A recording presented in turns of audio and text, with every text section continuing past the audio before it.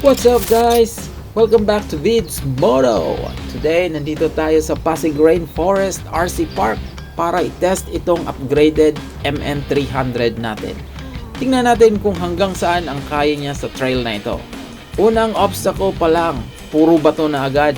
Dito ko na na-feel na sulit yung portal axle kasi hindi na siya basta sumasayad habang umaakyat. Ito ang hindi ko ini-expect. Akala ko mas madali ito kaysa sa rocks. Pero mas madulas pa pala ang concrete kaya nahihirapan ding kumapit ang gulong.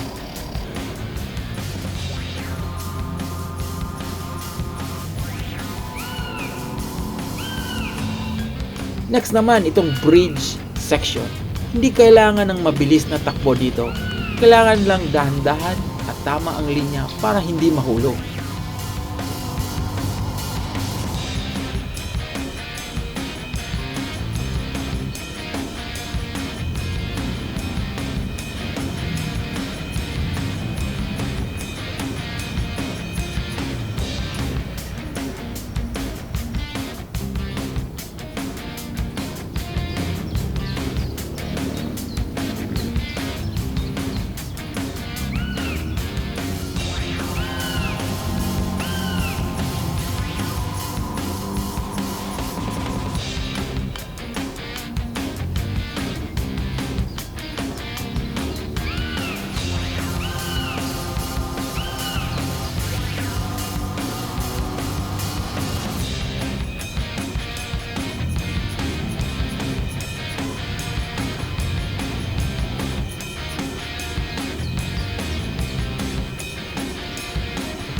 Overall, happy ako sa performance ng MN300 natin.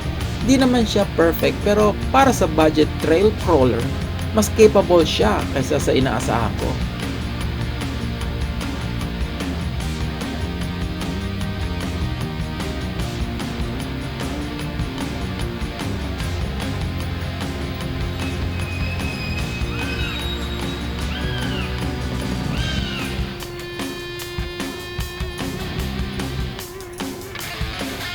Kung nag-enjoy kayo sa video mga kavids, don't forget to like and subscribe.